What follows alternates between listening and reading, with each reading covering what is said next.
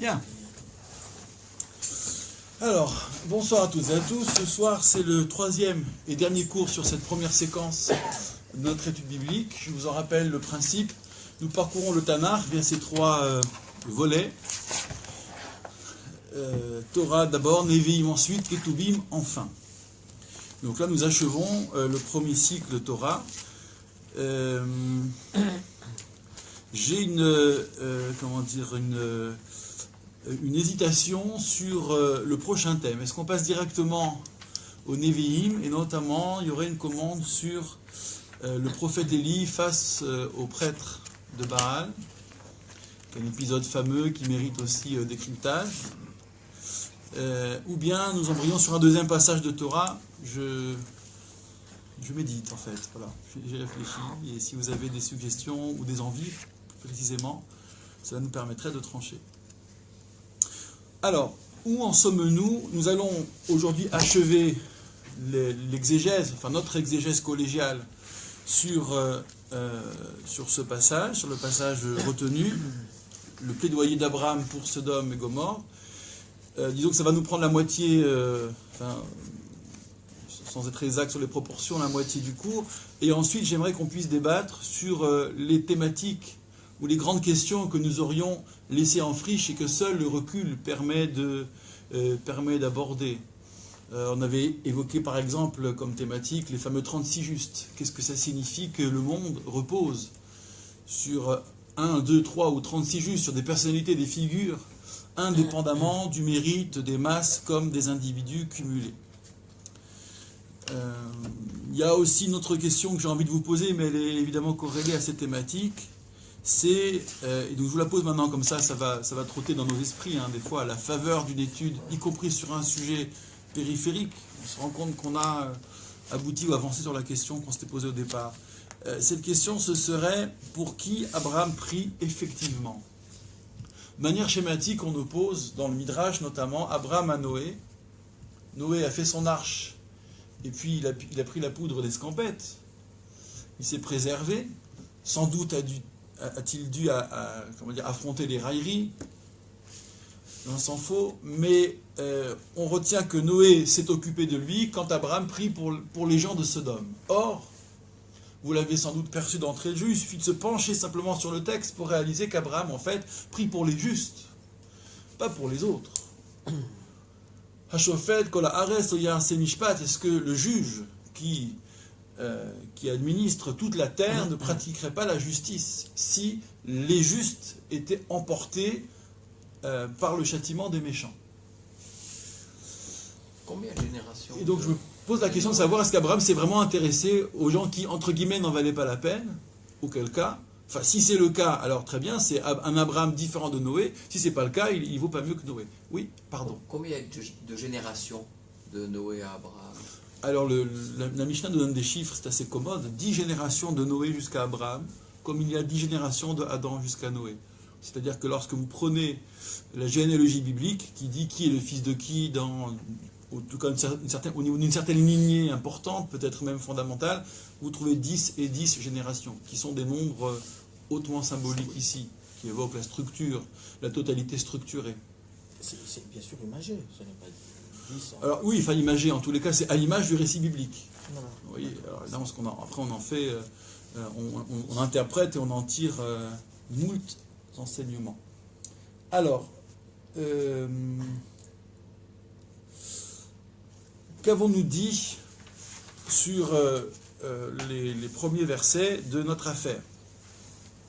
Alors, vous pouvez bien sûr vous référer aux cours qui sont maintenant enregistrés et archivés, et cela vous redonne tout le contenu, mais je vais juste attirer notre attention sur, et c'était la stratégie du commentaire de Rashi, sur l'idée qu'Abraham s'y prend en 3 temps. Et nous allons aborder le 3e temps aujourd'hui, qui est sans doute le plus difficile, à mon sens, pour négocier avec Dieu. Premier temps, la dureté. Il parle durement. Et nous avons vu que dans le ton, cela, effectivement, témoigne d'une dureté. Comment, toi, le juge de la terre entière, tu ne pratiquerais pas la justice? C'est ce que je citais tout à l'heure. Halil alecha. loin de toi d'agir ainsi, dit la traduction, et Rachi avait interprété le mot Halila, l'exclamation Halila, Hulin Hulecha. Ces choses profanes, comprendre, nous l'avions ainsi développé, approximatives.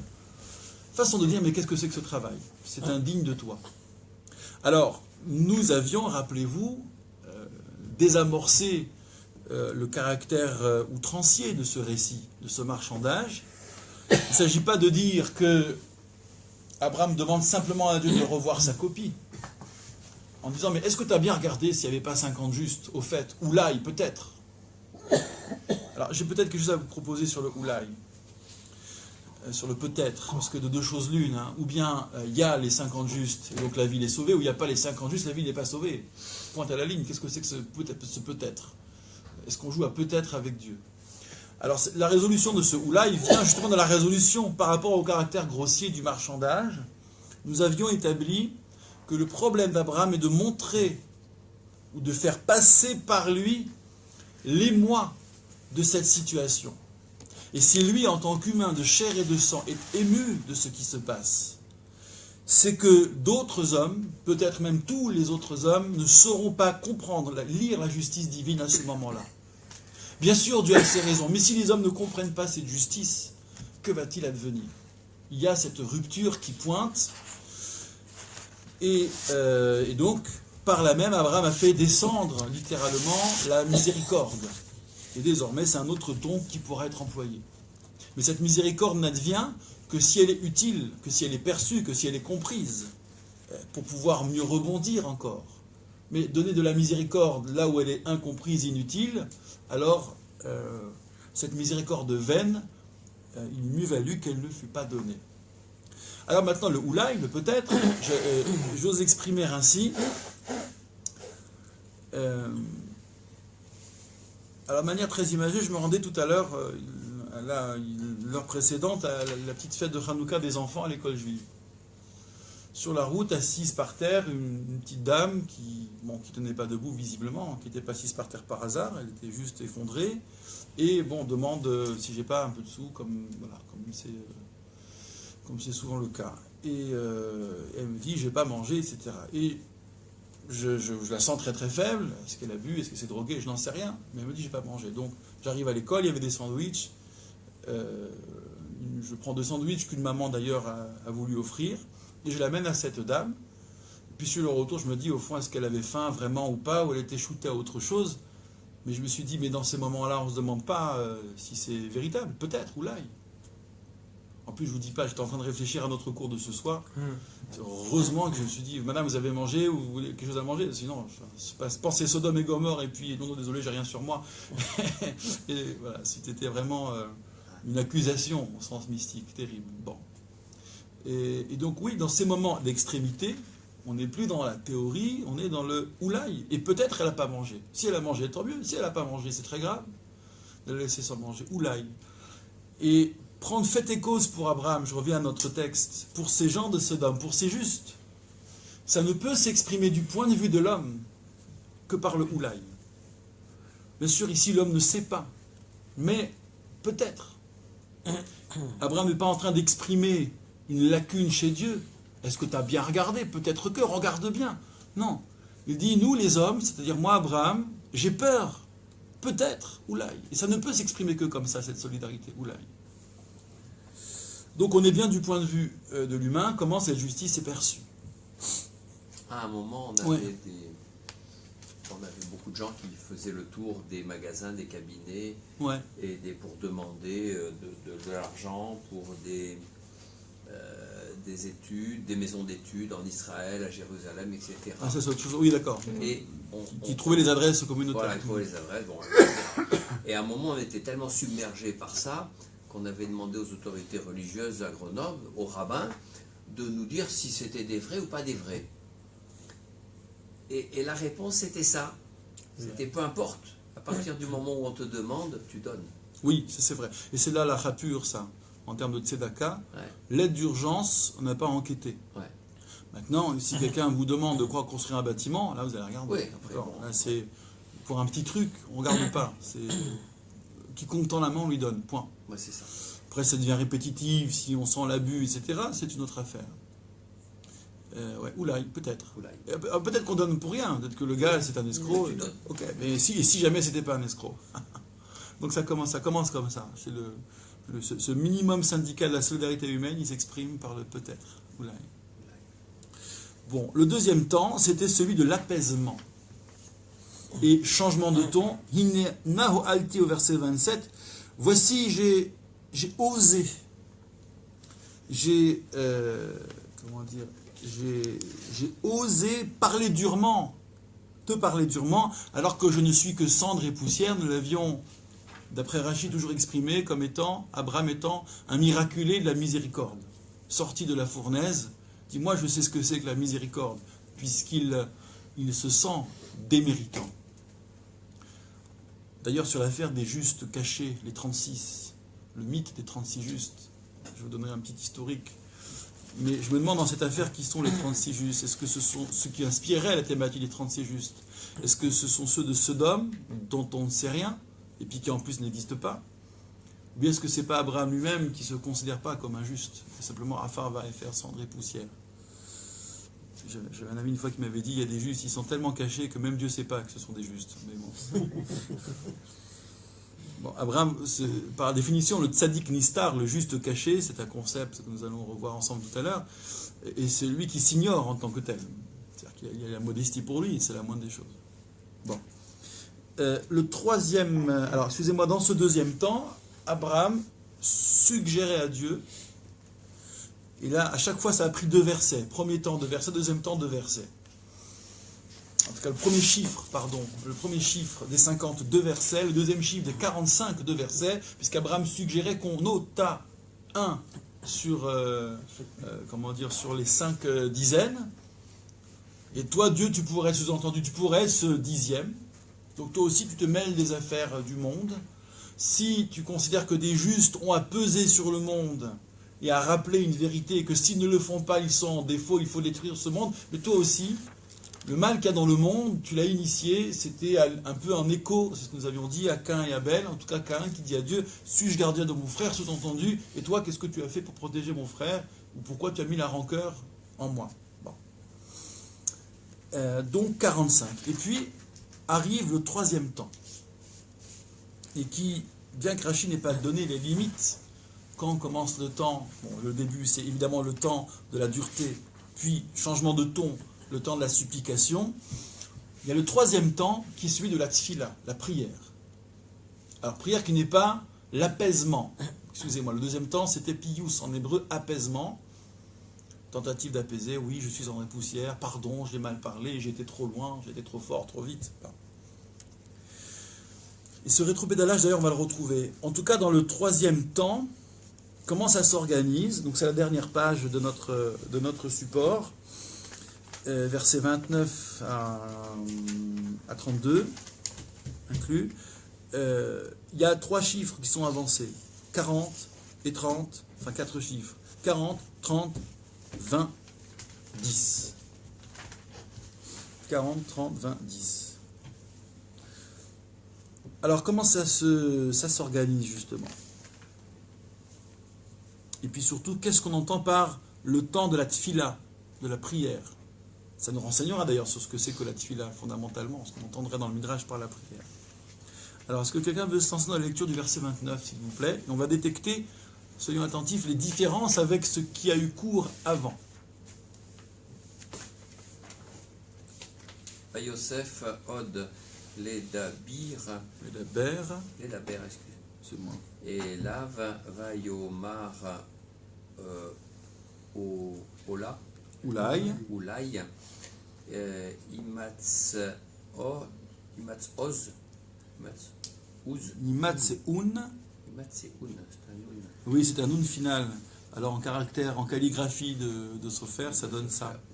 Sham Arabaim Vayomer Lo et c'est Ba'avor à Arbaim. Parfait. Alors, je traduis pour conserver une cadence rapide, soutenue. Vayosef od, il ajouta encore. des commentateurs se sont penchés sur ce changement de langage. Alors, on ne va pas tout commenter, mais quand même relever les différences. Les Dabber et Lav, il reprit à parler fortement. Les Dabber et Lav. Donc il revient sur un ton plus ferme. Vayomar, et il dit, Oulai peut-être, Yimat se Uncham, se seront trouvés là-bas, Arbarim 40. Vayomer, et il dit, alors sous-entendu c'est Dieu qui dit, Lo ERC, je ne ferai pas, Ba'avour ha'arbaim, pour les 40. Je ne ferai pas, sous-entendu, ce que j'envisageais de faire. Mais ce mot est bizarre, il est trop neutre même, encore trop faible, Lo ERC. Alors que les mots précédents c'était Lo Ashrit. Je ne détruirai pas ces gens, je ne détruirai pas même l'endroit. Tout l'endroit. Alors, il y a un autre petit détail, mais qui semble-t-il pourrait être emblématique, c'est sur l'expression Yimatseun Sham, se trouverait là-bas. Et c'est ce là-bas qui va intervenir pour le nombre 40, 30, 20, 10. Alors que précédemment, pour 50 et 45, c'était des justes qui sont Betor Ha'ir, dans le dedans, hein, c'est fort, à l'intérieur même de la ville. À l'intérieur même de la ville, ou bien là-bas. Qu'est-ce que ça peut... qu'est-ce que cette nuance-là peut suggérer? C'est extrait de la... Le regard qui est posé sur la ville est un peu plus extérieur quand on dit là-bas. Il est plus lointain. Cham. Betor Ha'ir, c'est et à l'intérieur, qu'est-ce qu'on peut voir dans la ville? Mais comprendre peut-être agissant dans la ville. Est-ce qu'il y a des justes qui ne sont pas seulement présents, mais agissants? Est-ce qu'il pense à l'autre en disant là-bas parce qu'il... Peut-être, oui. Alors c'est le même lot qui était Betor Ha'ir, qui faisait partie de ceux qui sont Betor Ha'ir dans le nombre 50 et 45. Oui. Hein? Oui. Mais cette distance qui est prise d'un coup, qu'est-ce qu'elle peut signifier? Alors, j'aurais peut-être un autre indice à croiser. J'en dis pas plus. Nous allons découvrir les versets suivants.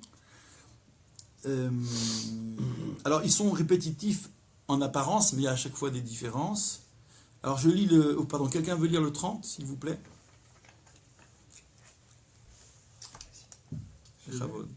Vayomer al nayichar ladonai va adabbera ulai yimatseun sham sholoshim vayomer lo ease im emtsa sham sholoshim. Très bien. Alors, là, il y a encore des nuances. Et on ne pourra pas rendre compte de tout, mais sachez que des commentateurs ont tenté quelque chose. Il dit, Vayomer, alors là c'est à dire en douceur, donc c'est le ton de la douceur, Al naïhar ladonai vadabera. Allah, non s'il te plaît, en colère, ne te mets pas en colère, que Dieu ne se mette pas en colère, vadabera, et je parlerai. Donc ce qui va être dit est susceptible d'attiser la colère, sans qu'on voit trop exactement qu'est-ce qu'il y a de différent par rapport à ce qui avait été proposé. Ou là, Yimatseun Sham, Shloshim, peut-être se trouveront là-bas 30. Vayomer lo eise, et il dit, je ne ferai pas, Im em sacham, si je trouve là-bas, Shloshim 30. Donc c'est pas pour les 40, mais si je trouve là-bas les 30. Je ne suis pas certain de pouvoir rendre compte de ces nuances. Baravour, Baravour pour c'est ça. Ouais, exactement, pour les 40, exactement. Ouais. Est-ce que ça ne donnerait pas pour dedans, on voudrait peut-être dire l'introspection, l'intérieur des hommes. Enfin, Alors on va y revenir. Oui, bien sûr. Et là-bas, ce serait plutôt leur comportement. Bien sûr, on va y revenir. Et quel est ce jeu entre la racine amar et la racine d'aber? Ça alterne en permanence. Oui, ça alterne en permanence. Alors je dis logiquement, la racine d'aber, c'est parler fermement. C'est un mode intensif. Et le verbe lémor, la racine amar, c'est dire normalement, voire même dans la douceur. Et là, c'est vrai que vous trouvez que c'est Vayosef ledaber vayomar, verset 29, et vayomer nanana va adabera, verset 30. Vous voyez, Donc, alors c'est une très belle observation. On pourrait imaginer qu'il y aurait ici une proposition de combiner, et pas de la même manière, miséricorde et rigueur. Si je prends les deux thématiques mystiques qui se rattachent à ces deux radicales, ça veut dire, mais là je ne sais pas dans quoi ça s'insère, je n'ai pas la grille de lecture qui va avec, mais nous pourrions développer, à savoir verset 29, c'est la rigueur qui invoque la miséricorde, et verset 30, c'est la miséricorde qui invoque la rigueur, peut-être. Mais je ne sais pas ce que ça devrait faire ici. Il y a une différence aussi dans la réponse. Oui. Parce que là, si j'en trouve 30, et à cause des 40... Eh oui, bien sûr. Alors, soit on dit que tout ça est rhétorique, et puis on n'y prête pas attention, soit on essaie d'aller au bout du commentaire, et ce que peu ont fait en réalité. Il y a des tentatives chez les commentateurs, les plus anciens jusqu'à aujourd'hui, mais c'est vrai que personne n'a été encore jusqu'au bout du truc. Ça, il faut bien l'admettre. Alors, néanmoins, on risque de se contenter d'une vision un peu d'ensemble sur ce groupement de versets, mais il faudrait quand même comprendre, au moins le fil rouge, sur cette troisième partie qu'on appelle Tfila, prière. Verset 31, alors qui veut se lancer? ויאמר הננה הועלתי לדבר אל אדוני אולי ימצאון שם 20 ויאמר לא אשחית בעבור 20. Très bien. Verset 31, Vayomer, et il dit, Hinena, voici s'il te plaît, Ho'alti, j'ai osé les daber el Adonai, parler à mon souverain, Oulaï peut-être. Donc là, Ho'alti, c'est sur ce qui vient d'être dit, et qui devait susciter la colère. Donc il s'excuse, le souhait des 30 est bordé de prudence, avant et après. Mais maintenant, une fois que j'ai dit ça, Oulaï matseun sham esrim, peut-être se trouver là-bas 20. Vayomer le Washrit, et Dieu dit non, je ne détruirai pas Baravur Haïsrim à cause des vins, ou en faveur de ces vins. Alors cette fois-ci, c'est plus l'ORC, je ne ferai pas, dont on avait un peu peine à dire ce que ce verbe apportait, au juste. Là, par contre, on retrouve le champ lexical qui nous était plus familier, je ne détruirai pas. Mais encore une fois, je ne suis pas certain de rendre compte de tout ça. Alors je me suis fait un petit tableau, en disant quel est le verbe d'amorce, quelle est l'expression d'amorce, ensuite le nombre, la réponse, le verbe employé. Bon, j'essaie d'être méthodique et de trouver quelque chose, c'est pas encore... il manque quelques nuits qui portent conseil sur ce dossier. C'est le genre de sujet, en fait, on s'endort avec, on se dit demain matin, je trouverai la réponse en me rasant, mais bon... Ça... 32. Alors, qui veut se lancer dans le dernier verset de la troisième partie?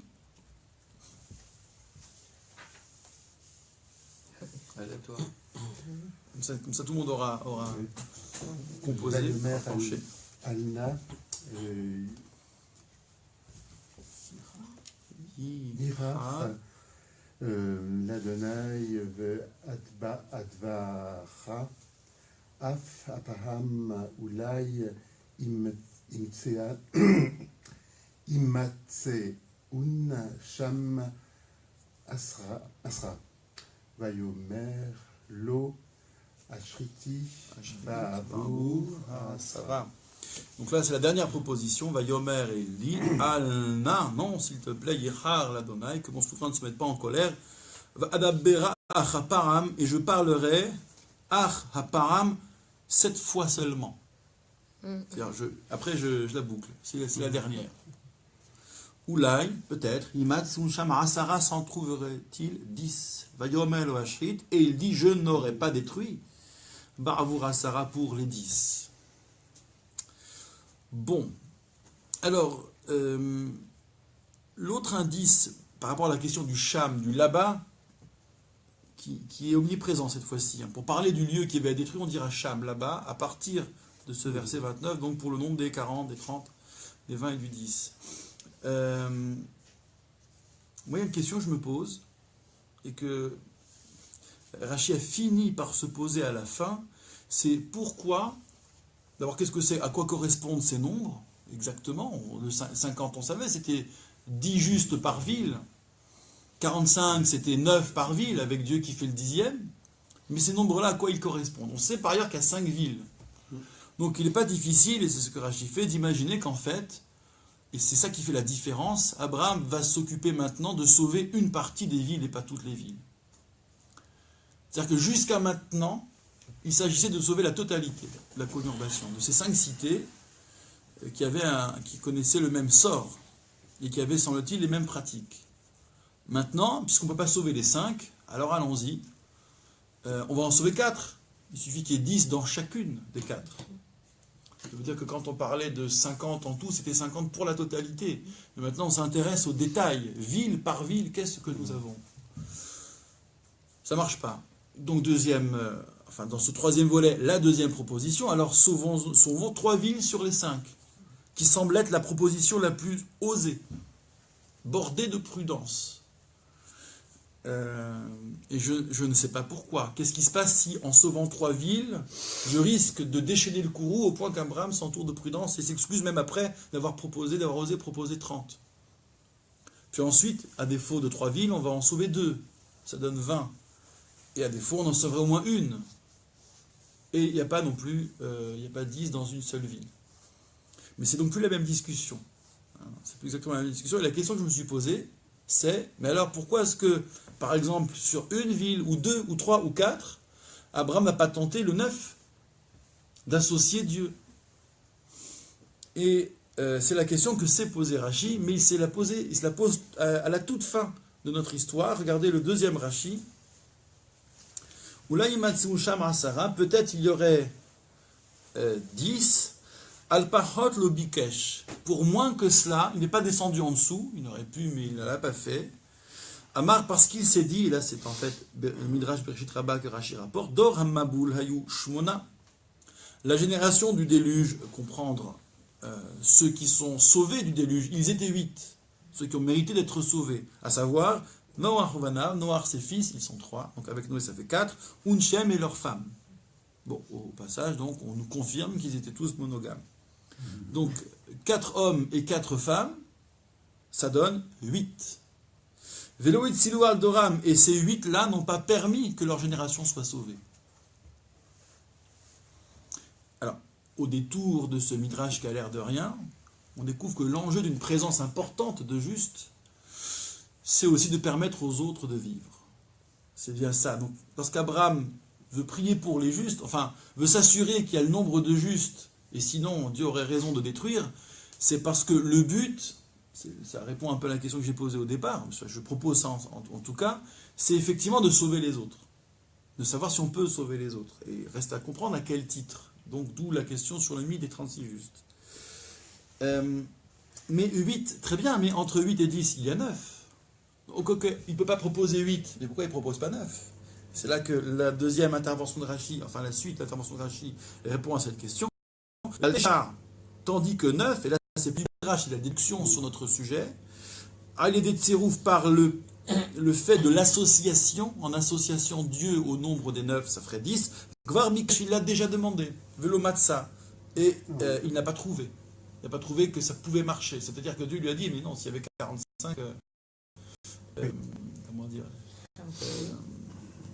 Oui, ah oui, 9, oui. 45, oui, il avait déjà demandé. Il avait moins de 8 par ville. 45, ça faisait 9 par ville. Ouais, si on fonctionne en 9 par ville, ouais. Il a déjà demandé 45, 9 par ville, il ne les a pas trouvés. Il ne les a pas trouvés, donc ça veut dire qu'il y en a au moins de 8. Alors si c'est dit comme ça, excusez-moi, mais alors s'il n'a pas trouvé, si le 45, 9 par ville, il n'a pas trouvé, c'est pas 45 en tout. En disant Dieu fera les 5 qui restent, et que c'est une sorte de quota, de ratio. L'eau matza, il n'a pas trouvé, alors à quoi ça sert de demander et 20 pour sauver 2 villes, ça Rachi se mord la queue là.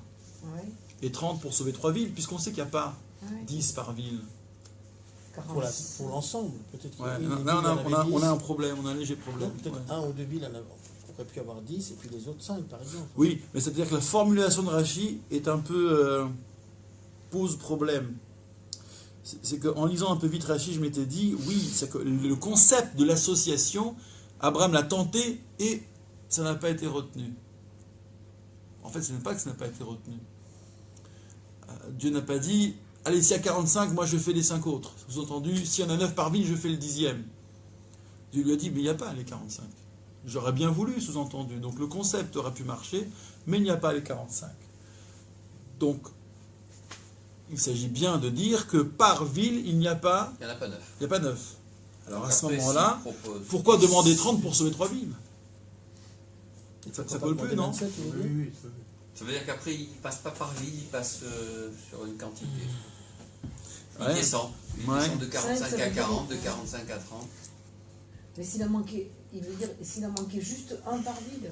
oui, mais c'est Ouais, vraiment- parce que c'est pour montrer Ouais, dans mais- le sens du manque. Ouais, mais pour évacuer l'hypothèse du 9, Ah oui.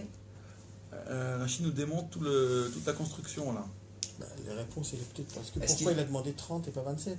Pourquoi il a demandé 30? Bah, C'est ça. C'est-à-dire que les Ça. multiples de 9, ce qui était 27. à la place de 40, pourquoi il n'y a pas, Enfin, il y a pas 36, 27. etc. D'où les 36. Mais, ouais, ouais. Pas mal. Comment? Qu'est-ce qu'il a dit? D'où les 36 juste, ils sont là. Ah, mais voilà. Après, il faut falloir que 36, 3 et 6, ça fait 9. Et que le nombre 36 est inspiré d'Avé. Bon, je vais pas prendre l'avance sur la suite. Où est-ce qu'il est dit que 40 ça représente 4 villes, Alors, que 30 ça représente 3 Regardez, villes? j'ai sauté le Rachi, parce que ça, je ne l'ai pas inventé. Ah, C'est Rachi qui l'a proposé. C'est ce que j'ai- Alors, je rétropédale, enfin, je reviens sur le premier Rachi. Où là, il m'a ah oui, c'est ça, oui, oui. Peut-être se trouverait là-bas 40. Vimaletu arba krachim. Et Ouais. ils sauveront. Hein, Quatre attendez. Ils sauveront 4 villes. V'chesh loshim yatzilu shalosh mehem. De même, 30 sauveraient 3 d'entre elles. Ou esrim yatzilu shenaim. Ou 20 sauveront 2. Ou asare yatzilu achat mehem. Ou 10 sauveront 1. 45 mystérieux quand même. En fait, ouais, c'est ça. Mais oui, parce qu'en fait, Dieu ne peut pas remplacer sur 5 vies. Comment ça? Non, en fait, comment? Puisque là, il dit, en m'associant à eux, Ouais. 9 hommes plus moi, ça ferait plus le Oui, Seigneur, ça ferait ça 10. c'est dans la logique où on doit avoir 10 par ville. Voilà. Et donc, il manque le 10e Voilà. dans chaque ville. Dieu fait le 10e. Oui, mais pas faire le 10e pour plusieurs villes. Ah bah si, le projet c'était ça. Ah bon. Puisque Abraham demande 45 en deuxième nombre. Oui. Mais après, ce c'est qui pas se en même passe, ouais, moi j'ai eu tort de penser que on basculait aux villes par ville, au nombre de justes par ville à partir de ce troisième volet du verset 29. En fait, c'est l'inverse. On était dans une logique ville par ville, et maintenant, semble-t-il, on réfléchit sur la globalité. sens. Ouais, ça, c'est- C'est-à-dire, Cham, depuis du lointain. D'accord. Allez, Ah, maintenant, est-ce que Pas ça, 45. et ça fonctionne? 40. C'est d'accord. plus Bétor Haïr. Ah, ça fonctionne très bien. C'est-à-dire que depuis là-bas, je suis loin maintenant. De loin, je regarde, je vois qu'il y a 5 villes. Bon, si dans ces 5 villes, il y a de quoi en faire tenir 3, ou de quoi en faire tenir 4, ou bien de quoi en faire tenir 3, ou de quoi en faire tenir 2, ou de quoi en faire tenir 1. Ça veut dire que les justes, évidemment, ils vont être sauvés. Je veux dire, ceux-là, tu vas pas les faire mourir. Par contre, ils vont se réfugier sur 4 ou 3 ou 2, une des villes. Est-ce que ce lendemain-là, le futur, donc c'est une doute fila d'ailleurs, c'est intéressant, si on mise sur le futur, est-ce que ça peut le faire? Alors ça remet en cause le premier Ouais. rachis. Comment? Ça remet en cause le premier rachis. Non, c'est deux phases. Non, ça dans la- fonctionne. C'est deux phases dans la négociation. C'est de phase dans la négo. Ou bien on est Bétor Haïr, on réfléchit depuis l'intérieur des villes, et pas du lointain. Et donc là, je vois, est-ce que j'ai par ville le fameux quorum, Ouais. qui fait que ces villes, comment on dit, elles ont quand même permis, je dirais que quand on est tourné vers le passé, on réfléchirait ainsi, ces villes ont permis qu'il y ait des justes. Alors tout le monde n'est pas au top, c'est le moins qu'on puisse dire, mais en même temps, ils n'ont pas aboli la présence des justes. C'est quand même demeuré. Bon, ça marche pas. Donc deuxième temps, c'est le temps de l'apaisement avec le nombre 45. Dit, ok mon Dieu, mais est-ce que toi tu peux compter pour le 10e? Est-ce qu'on peut, donc la deuxième proposition serait, est-ce qu'on peut dire que n'ayant pas aboli la présence de 9 justes, elles n'ont pas aboli la tienne non plus? J'essaie de formuler, je réfléchis à haute voix, mais bon, je ne suis pas sûr de mon coup. En revanche, quand Abraham ensuite passe à 40, 30, 20, 10, c'est plus du passé dont il est question, mais de l'avenir. Il dit, ok, maintenant, tu détruis une partie. et maintenant la suite. Est-ce que ça ne peut pas se recomposer? Ils ont le traumatisme d'un côté, un afflux de justes. On va tomber sur un modèle qui peut fonctionner. Et ce serait peut-être ça, cette donnée-là, qui nous permet de caractériser ce moment comme étant le temps de la tfila, de la prière, c'est-à-dire tourner vers l'avenir. Et maintenant, que vais-je faire? D'accord? Est-ce qu'on ne peut pas imaginer, plutôt de tout détruire, etc., quand on pense que c'est fini, allez, on prie quand même. C'est déraisonnable. Et la tfila est toujours tournée vers le futur. Yehi Ratson, que ta volonté soit au futur. C'est un peu impératif, mais c'est, par définition, par essence, la prière est tournée vers le futur. Ce qui voudrait dire qu'au bout de 10,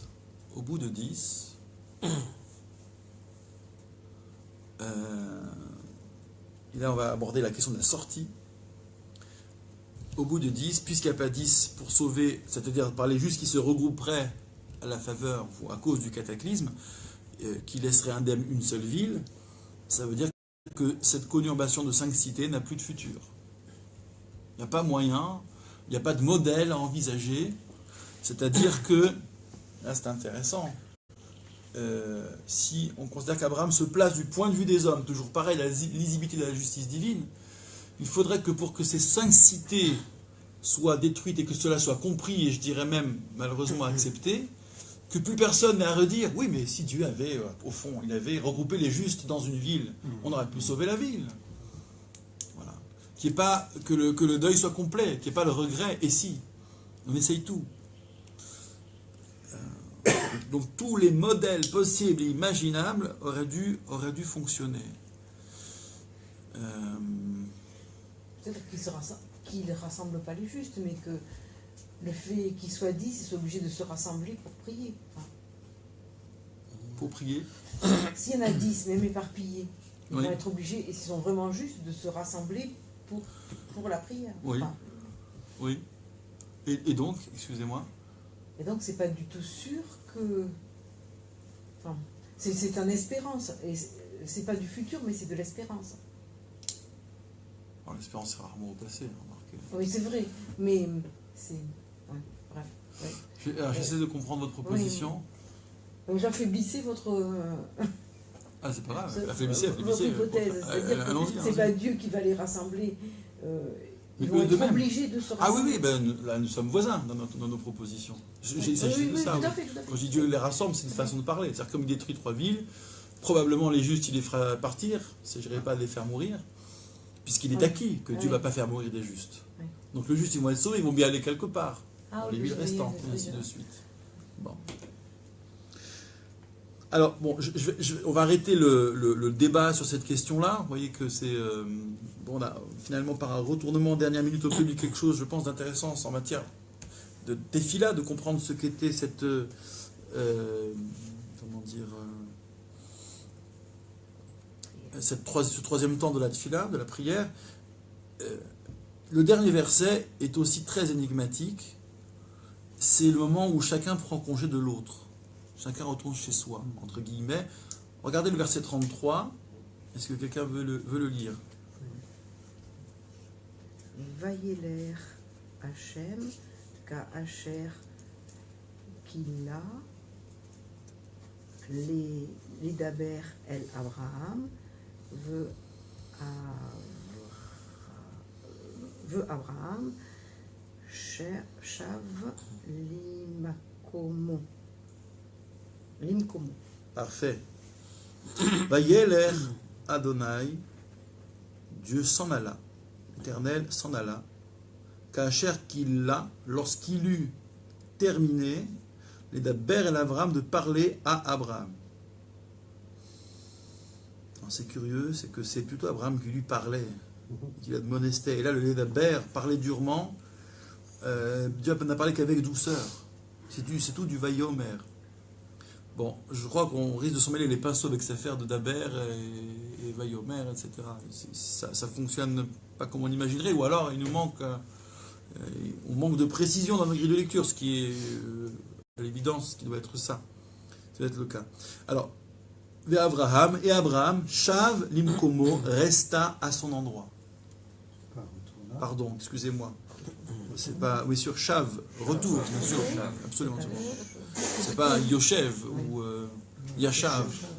Non, bien sûr, absolument. Shav Limkomo retourna à son endroit. Alors la configuration est jolie, c'est-à-dire que on a l'impression qu'ils se sont fightés, comme on dirait aujourd'hui. D'accord ? C'est sur un ring de boxe que ça s'est passé. Et donc il y en a un qui a terminé d'en découdre. C'est Dieu, il s'en va. Et Abraham revient à sa place. Disparaît. Oui, mais c'est pas Moi, n'importe je quel vois, mot. c'est pas forcément comme ça. Comme un père qui aimant par rapport à un fils un peu adolescent qui commence un peu à bouillonner, il dit ok, vas-y, 30, 40, il le laisse un peu mûrir jusqu'au moment fatidique où on dit bah voilà, tu vois. Ouais, mais cette rupture, là, cette prise de congé mutuel, d'abord, elle n'est pas dite dans les mêmes termes. Hein. C'est Dieu qui s'en va d'abord. Et puis Abraham, il se retrouve seul. Bon, et bien il revient chez lui, il revient à sa place, à son endroit. Limkomo, mais de quel makom est-il parti? Oui, c'est pas n'importe quel mot. Ah ouais, bien sûr, c'est pas là. Bravo. Quel mot Macom. Il revient à son makom. Ah, makom. Alors, si j'osais dire que des fois c'est Dieu qu'on appelle makom, alors là on tombe dans un truc absolument incroyable. Bon, bah, puisque c'est comme ça, je reviens à mon Dieu à moi. Non, ça collerait pas, mais bon, enfin, ce serait bizarre. Mais c'est surtout que, allez, prenons l'image pour ce qu'elle est. Dieu qui, après avoir parlé durement, s'en va, il claque la porte des négociations, et Abraham retourne à son bureau. Hein, enfin, il y avait un lieu intermédiaire où ils se trouvaient tous les deux. Puisque Dieu s'en va, donc Abraham retourne à sa place. Mais c'est l'ambiance. Or, on n'a pas vu que l'un ou l'autre s'était déplacé. Tout juste, rappelez-vous, on avait une petite difficulté de langage. Quand les hommes, les visiteurs ont quitté Abraham, Abraham se trouve encore devant Dieu. À quel moment s'est-il déplacé? Peut-être pour aller au-devant de ces personnages, justement, et les servir, mais...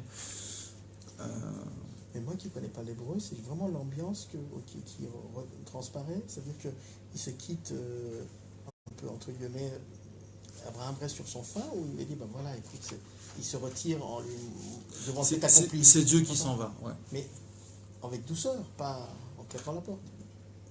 Mais, je vois, Vayeler, c'est quand même c'est normal qu'on s'en aller. Hein. C'est normal qu'on appelle le taber, là, puisque finalement le jugement arrive.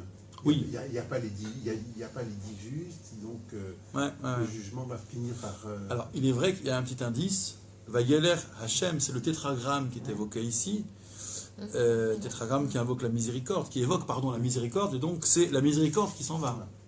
Elle n'est plus possible, c'est plus tenable. Il n'y a plus rien à sauver, il n'y a plus il y a plus de quoi sauver des coupables. Les coupables, on ne les sauve pas, mais des fois il y a de quoi les sauver pour d'autres raisons périphériques, les justes en l'espèce. Il n'y a plus de quoi, donc Lot va sortir, c'est évident. C'est une fin de... La miséricorde s'en va. Ouais. Fin de pourparler, quoi. Ça y est. Fin de pourparler. Alors regardez comment Rashi a commenté en citant le Midrash sur les 2 points. Ce verset, la mise en scène est assez intéressante. C'est ce que j'appelle moi la sortie. Vayeler Hashem, les seigneurs disparus. Je ne sais pas pourquoi on a traduit comme ça. Kevan shenishtatek hasanegor halachlo hadayan. C'est incroyable parce que ça inverse complètement ce qu'on aurait pu imaginer. C'est pas Dieu qui dit bon allez stop. Maintenant tu m'as fatigué, je m'en vais. Non. Dès lors que se tait le défenseur, Sanégor, halachlo hadayan, le juge s'en va. C'est bon, la défense a terminé. Très bien, merci, je m'en vais. Alors, pas pour délibérer, parce que le jugement est fait, mais en tous les cas pour exécuter la peine. Halach lo hadayan, le juge s'en va. Ça voudrait dire qu'il aurait fallu qu'Abraham descende encore plus bas que 10. Mais il était jusqu'au bout, il n'a plus d'argument. Il était jusqu'au bout. Mais maintenant que la défense a dit tout ce qu'elle avait à dire, le juge s'en va, comprendre, le jugement est terminé. C'est-à-dire qu'en fait, dans ce champ lexical, on va le retrouver dans le 2e Rashi, ça veut dire que Dieu est venu à Abraham pour faire jugement avec lui. Et qu'il attendait de lui, en tous les cas, Abraham s'est comporté comme tel, qu'il y ait un vrai din, c'est-à-dire un vrai jugement avec le pour, le contre qui sont sous-pesés, et c'est Dieu qui dirait le pour, ou bien l'accusateur, nous verrons, et c'est Abraham qui dirait le contre la décision de détruire Sodome. Mais ce chiffre 10, c'est quelque chose qui est, je veux dire, c'est le seuil Ah, à oui, ne pas... oui, sur le chiffre 10, oui. Je veux dire, c'est un seuil à ne pas... Bah, en dessous de lequel on ne peut pas descendre, ouais. ou ça peut être 1, il pourrait très bien négocier en disant, écoute, un seul juge, tu vas te trouver tous pour un juge. Pourquoi il ne le fait pas? Un seul juge. Ça va être Non, 10. ça suffit pour sauver le juste. Alors, vous posez une très bonne question. Qu'est-ce que c'est que ce seuil, d'accord? On a vu que ce seuil, en réalité, il était hérité du déluge, Ah, oui. d'accord? Oui, oui, Mais pas seulement. Il y a aussi le nombre 9 qui est disqualifié. il aurait pu dire 5, 1, 2, 3. Alors, on va réfléchir, vous avez raison. On va terminer sur la sortie et on va réfléchir là-dessus. Qu'est-ce que c'est que ce seuil? Et puis au fond, en quoi ça permet, il y a plein de pistes possibles, de sauver le reste. D'accord? Qu'est-ce que ça veut dire? Moi, j'ai dit tout à l'heure, exprimé que avoir permis à 10 justes d'exister, est-ce que 10 hommes, qu'on peut l'exciter dans l'unité, ou bien diversité dans l'unité, rendent hommage à Dieu, par exemple, c'est dire si cette société est peut-être sauvable, ou en tous les cas qu'elle ne mérite pas d'être détruite tout de suite. Alors regardez le dernier Rashi. Abraham Shavlim Komo. Abraham retourna à son endroit. Nistalek Hadayan, donc c'est le deuxième temps dans la sortie. Le Dayan s'en va, s'est retiré. Nistalek à Samnegor. Alors le défenseur s'en va aussi. Donc puisque vous voyez donc l'enchaînement, puisque le défenseur a fini de parler, le juge s'en va, donc le défenseur s'en va.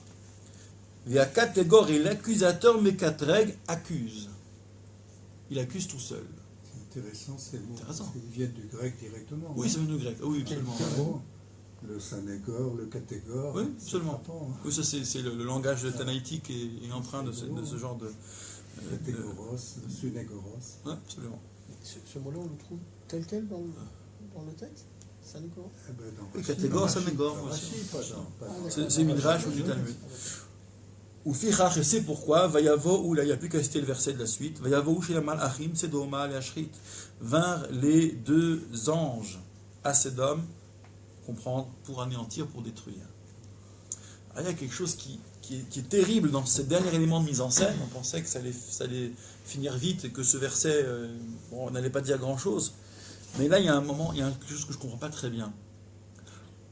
Qu'on nous dise, bon, la défense a fini de parler, maintenant on clôt le dossier, il n'y a plus qu'à exécuter la peine, au bourreau de faire son office. C'est pas ça qui est raconté. On nous raconte que c'est un prétoire, donc, cette scène, où il y a trois acteurs.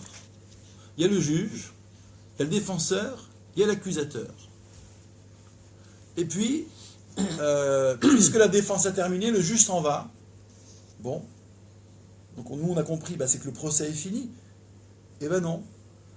Le juge s'en va, donc le défenseur s'en va aussi, et l'accusateur se retrouve tout seul et lui continue.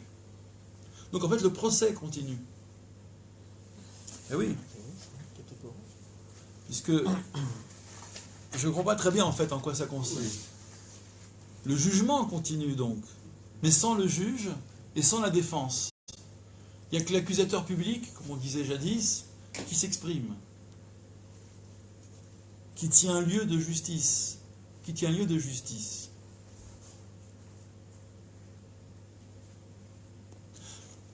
Ce qui permet d'échapper, on va le dire autrement, ce qui permet d'échapper à la rigueur implacable de l'accusation en général.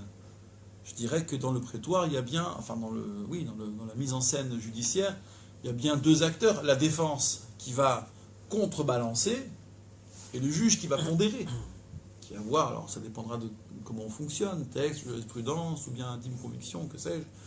Mais en tous les cas, ce sont ces deux autorités qui risquent de se démarquer de l'accusation. Donc en fait, c'est une manière de dire qu'il n'y avait plus rien pour empêcher l'accusateur. La défense n'a plus rien à dire. Donc... La sentence va être exécutée. Ouais. Là, le juge et l'accusateur est mis dans Donc le juge s'en va, ça m'inquiète, le juge qui s'en va, c'est quand même curieux. Quoi. Il s'en va avec son dossier et après il fera ce qu'il voudra. Non, mais Cet accusateur qui se retrouve tout seul, cela m'inquiète.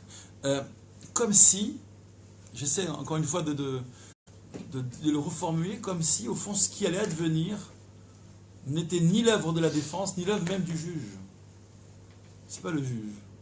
C'est pas le juge qui agit ici. C'est pas justice, c'est la rigueur. Intéressant. C'est pas la justice, c'est la rigueur. La justice est tactique ou stratégique, c'est-à-dire qu'elle voit ce qui peut être fait d'un verdict, qu'est-ce qu'il y aurait après. Il y a une dose de miséricorde à inclure dans un jugement. Mais là, pour le coup, ne plus rendre la miséricorde possible, c'est ne plus rendre la justice possible. Si le défenseur n'a plus rien à dire, s'il a épuisé, s'il a vidé son sac, et bien la justice, quelque part, n'a plus lieu d'être. Plus lieu d'être là, dans cette mise en scène, donc plus lieu d'être. Et donc ce qui advient la catastrophe n'est pas la justice. Alors j'essaie de me mettre du point de vue de la mémoire des hommes. Ces hommes pour lesquels, qu'Abraham a représenté en s'exprimant. Ces hommes qui vont se dire, ah là c'était terrible Sodome, c'est d'une rigueur implacable.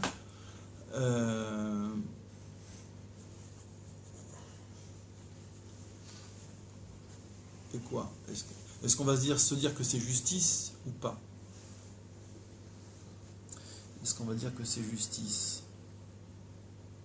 Est-ce que vous trouvez ça juste, vous, que on va faire un sondage. Vous trouvez ça juste que ces villes soient renversées? Donc on ait peu d'indices. En réalité, Ézéchiel va s'exprimer sur Sodome et d'autres. Alors j'attendais, effectivement, je me permettais de poser une question pour revenir au début, effectivement, parce que là on était mécanistique, pourquoi les négociations et tout ça, mais Ouais. quel enseignement on veut nous faire passer? Parce que c'est quand même fort du café que dans une ville, même dans 5 villes encore plus, il n'y aurait pas quand même quelques-uns. Il n'y avait pas. Mais qu'est-ce qu'on veut nous faire passer, Aussi alors? curieux que cela puisse paraître, il n'y avait pas. Mais qu'il y a Ça certainement veut dire quelque chose dessous. Ça veut dire aussi qu'on est incapable de comprendre ces gens, puisqu'on est incapable de leur trouver des excuses, ou de leur trouver C'est vrai. des circonstances atténuantes, ou des... C'est vrai. puisque, comme dit Rachid, le défenseur a cessé de parler. C'est Rachid qui dit. Ouais. Ça veut dire que... Et pas- C'est quoi dire, quoi. C'est Et pas ça, que- c'est Ouais. étonnant, parce que, a priori, le rôle d'un avocat, c'est de toujours rebondir, et puis de... Vous savez à quoi ça me fait penser? Ça me fait penser aux critères de scientificité de Popper, vous savez. Ah oui, la falsification. Oui, entre autres, et puis surtout la réfutabilité. Oui. Un argument n'est pas scientifique s'il n'est pas réfutable. C'est un des critères, n'est-ce pas? Tout à fait, tout à fait. Ouais. Et donc, ici, C'est pas défendable. comme c'est pas défendable, c'est plus de la justice. Vous voyez? Oui, oui. On est sorti du cadre de... Il n'y a plus de juge. C'est puisque le défenseur s'arrête de défendre, le juge dit je ne suis plus à ma place, moi je m'en vais. C'est plus de la justice. C'est autre chose. C'est une autre forme de vérité. Voilà, une autre forme de vérité. Mais la vocation de la justice, c'est certes de punir, mais pas que. Et tout est dans le pas que. Quoi d'autre? Oui, de donner Quoi d'autre? de proposer un futur. Éventuellement réparer, éventuellement rédimer, que sais-je, intimider. Comment dire, la vocation du verdict et du châtiment est en réalité plurielle. Après, sur quel point on va insister, quelle serait la philosophie qu'on voudrait adopter sur le châtiment? Ça, c'est un immense débat à travers les siècles, qui peut-être tendrait à montrer qu'il y a bien une justice archaïque et une justice moderne. Mais ça, c'est encore autre chose. Mais quand il n'y a plus que, bam, le châtiment implacable où on détruit tout, il n'y a plus de rédemption. Ce lieu deviendra un lieu de désolation. Ça veut dire qu'il n'y a même plus des ruines à contempler. C'est ça, c'est Il n'y a plus de ruines à contempler. Il n'y a plus de traces. Comme si ça n'avait jamais existé. Donc, est-ce qu'on peut parler de justice? Non, c'est autre chose. C'est un châtiment qui s'applique, c'est autre chose. Certains font valoir, Narmani notamment, si ce n'est pas sauf erreur de ma part, et d'autres que ici c'est la Terre Sainte, et que Sodome et Amora auraient pu se comporter comme ils se sont comportés n'importe où ailleurs, mais pas sur la Terre Sainte. D'où la sévérité. D'où la sévérité, comment dire, impossible, nécessaire. Et ce qui rend plus surprenante encore la démarche d'Abraham, parce que cette terre, elle lui est promise. Alors il n'est pas encore le patron sur place, et pour cause, mais elle lui est promise. A-t-il vraiment envie d'imaginer une terre promise demain avec ses descendants et Sodome et Gomorrhe qui continuent avec des justes dedans? Allez, bien sûr, c'est pas tout à fait. Il y aurait des justes dedans, mais quoi? Mais moi, Abraham, quand même, a envie que ces villes demeurent. A envie que ces villes demeurent. Bon, ça déplace un peu le centre de gravité. En tout cas, ça rend plus curieuse l'attitude d'Abraham. Mais voilà. Alors, voilà pour cette prise en charge de la sortie, prise en charge modeste, je trouve, mais c'est quand même un début. Finalement, il oui. n'y a pas de providence. Il n'y a pas de... Dieu n'a pas prévu, avant que la catastrophe arrive, des mécanismes pour endiguer la violence, endiguer l'injustice et faire en sorte que... C'est-à-dire que quand l'accusation tombe sur Sodome et Gomorrhe, ouais. Comme ça, on ne sait pas trop qu'est-ce qu'elles ont fait. Ouais, on ne sait pas trop. Ouais. Mais à la limite, on pourrait dire à Dieu ce que Caïn lui a dit. Et finalement, qu'est-ce que tu as fait? Est-ce que tu t'es préoccupé de ces villes auparavant, avant? Oui. Pour que il nous reste et quelque les empêcher chose. de n'arriver. Ouais, il nous reste quelque chose, mais ça... Et ça rejoint la notion de libre arbitre, non? Comment Ça rejoint la notion de libre Oui, arbitre. mais ça c'eût été possible s'il y avait au moins 9. Enfin, Oui, oui, je veux dire, ça, s'il y avait... je pouvais impliquer Dieu avec les hommes, avec d'autres. Bon. En fait, Là, on est dans un calcul un petit peu difficile. Alors, je reviens sur nos questions. Allez, sur la question qui nous préoccupe ici. Si on discerne bien qu'Abraham, visant les justes, en réalité vise ceux qui ne méritaient pas de vivre hein, dans cette logique-là, dans cette présentation qui nous est faite. Quel sens aurait la survie de coupables aux côtés de justes? Comment ça fonctionne? Pourquoi le mérite des uns t'éteindrait sur les autres? Et donc il y a un nombre fatidique, on a compris, c'est 10. D'accord? C'est 10. Éventuellement, on pourrait dire, si on sait lire entre les lignes, que s'il y a 9, on peut impliquer Dieu. Le problème, c'est qu'il n'y avait pas. D'accord?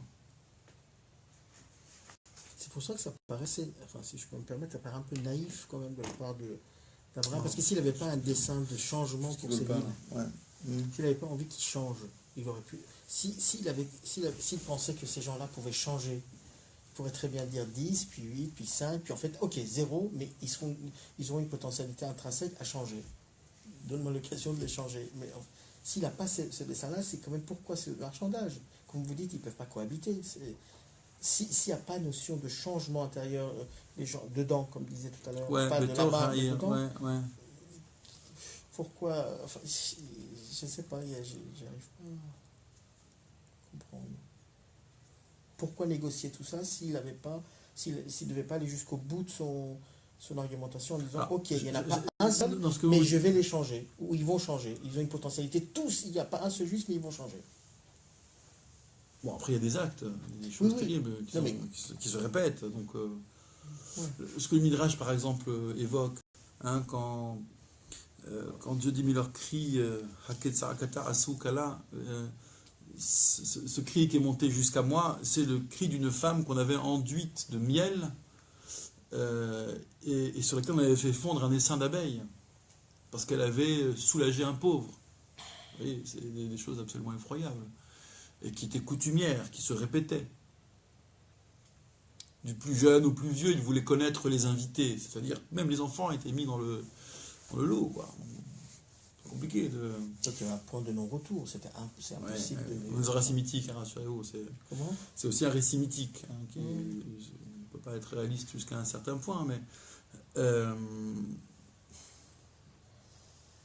Alors, je reviens sur les... Vous proposez, en filigrane, hein, à travers ce que vous dites, je réfléchis à une autre question en même temps, excusez-moi, je suis un peu balbutiant, parce que je réfléchis à l'avant-dernier rachis, là, ici, enfin le deuxième.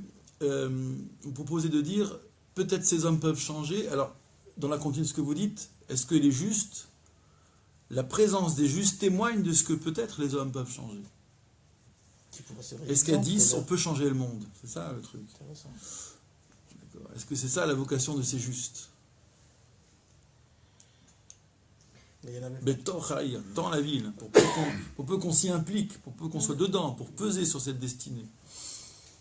Enfin, finalement, c'est une question de est-ce qu'il y a un futur possible ou est-ce que tout est. C'est le deuxième volet, ouais. tout Ouais. est- Moi, j'ai le sentiment que le premier volet, enfin les deux premiers volets, c'était par rapport au passé, et que là on était sur le futur. Dire, ok, maintenant tu en détruis une, deux, trois, qu'est-ce qu'il advient? Et on peut recomposer tout ça. On peut reconfigurer, besoin de tout détruire. Tout détruire. Mais quand même, si on regarde que ça, on s'arrête là, on ne connaît pas la suite. Ouais.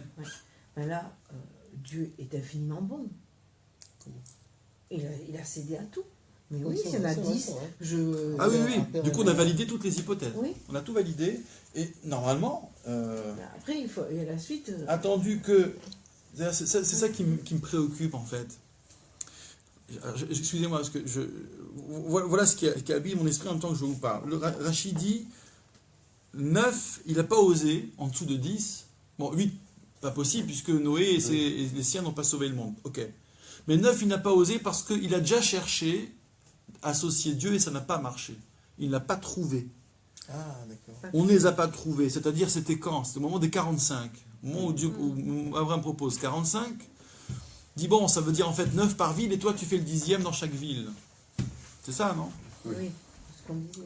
Non, mais Et ça, Dieu lui dit, ah oui, s'il y a 45, je sauve la ville, je sauve tout. Mais il n'y a pas 45. Et là après on part Non, il dit sur... pas qu'il n'y a pas 45. Hein. Ah si. Ah bah si. D'accord.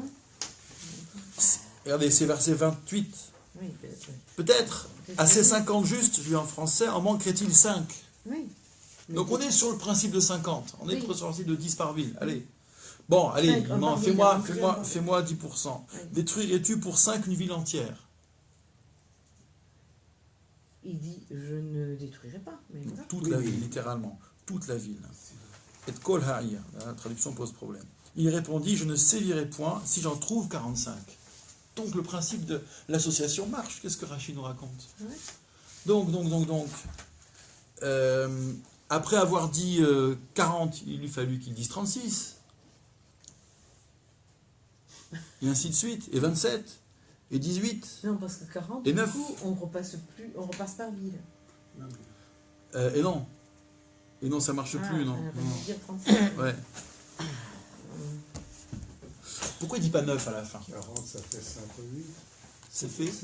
5 fois 8, non Oui. Ah bah oui, mais les Oui, noms, mais c'est 8, éliminé. 8, c'est pas bien. Parce qu'il y a le principe de Noé. des 5 villes philistines dont on parle ailleurs, mais dont on ne parle pas ici. C'est ça l'idée Oui. de Rachid. Pardon, Oui, excusez-moi. La Pentapole philistine, comme on dit, les cinq fameuses villes philistines, c'est ça qui est...